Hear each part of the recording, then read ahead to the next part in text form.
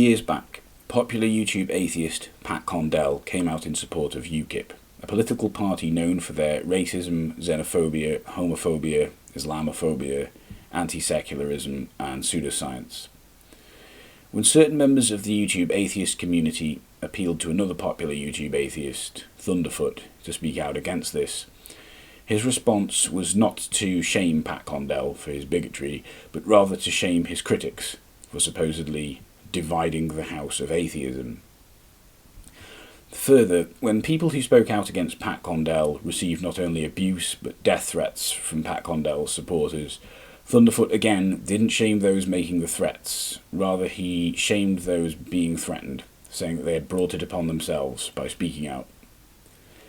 The reason I'm mentioning this now isn't to point out that Thunderfoot is a bigot and a coward. Anyone who hasn't figured that out yet is most likely a bigot and a coward themselves. Rather, I'm trying to illustrate an example of something Martin Luther King once described. First, I must confess that over the last few years I have been gravely disappointed with the white moderate. I have almost reached the regrettable conclusion that the Negro's great stumbling block in the stride toward freedom is not the white citizen's counsellor or the Ku Klux Klanner, but the white moderate, who is more devoted to order than to justice, who prefers a negative peace, which is the absence of tension, to a positive peace, which is the presence of justice. When the likes of Thunderfoot tell people not to divide the house, they are proposing a negative peace. They are showing that they are more interested in social order than they are in social justice. So, Thunderfoot doesn't like social justice. Hardly news, is it? But something that has increasingly frustrated me over the last few years has been people who profess to support social justice, yet fail to see that they are making the same arguments. Whenever I or others who think similarly have argued with white feminists, trans-exclusionary radical feminists, sex worker exclusionary radical feminists, and other such opponents of intersectionality, I often find myself faced with phrases like, "We're all on the same side here," or "We need to focus on the real enemy," or "We can't let trivial differences tear us apart," or "Stop being divisive." I'd like to address these tiresome stock phrases in reverse order. To cries of "Stop being divisive," I have to ask, what is wrong with being divisive? So often people seem to take it as a given that being divisive is a bad thing, that they never stop to question whether or not it actually is. In my experience, there are some people well worth being divided from.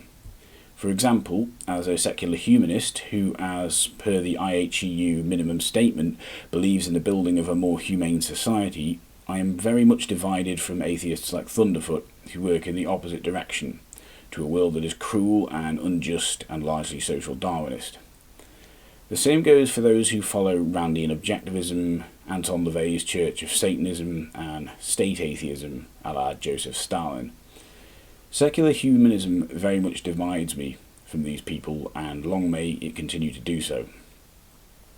So similarly, when I or anyone of a similar mindset declares themselves to be an intersectional feminist and a supporter of social justice, we are dividing ourselves from white feminists, TERFs, SWERFs, and other non-intersectional forms of feminism that do not tessellate with the broader concept of social justice.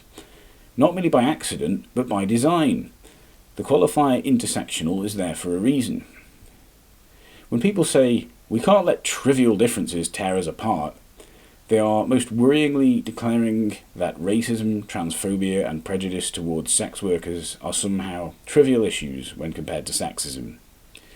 This is a pretty bigoted attitude to hold, not to mention a nonsensical one given as sexism overlaps with all of those prejudices.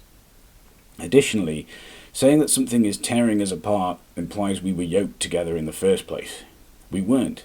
Intersectional feminists and supporters of social justice more broadly are, by definition, pulling in a completely different direction to white feminists, TERFs, and SWERFs.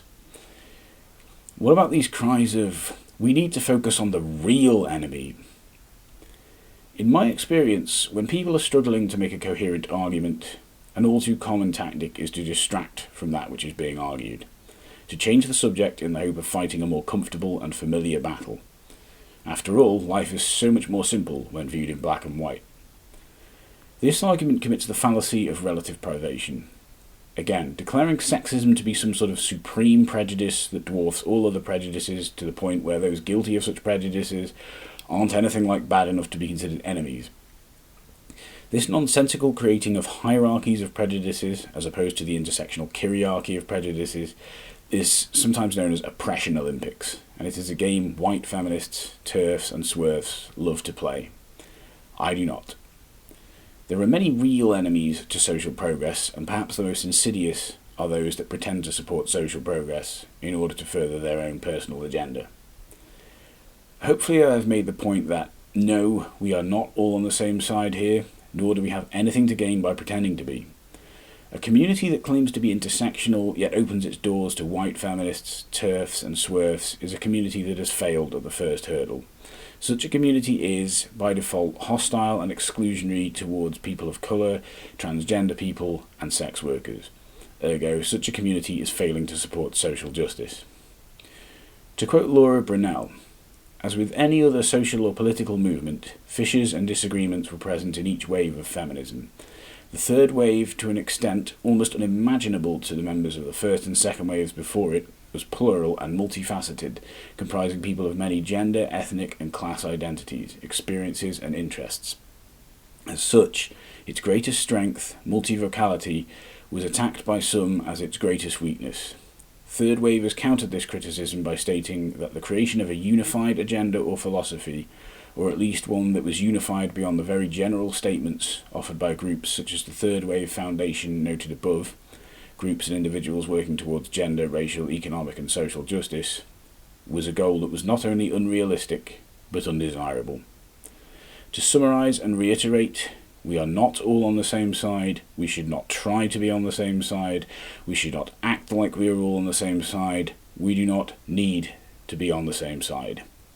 Thanks for watching.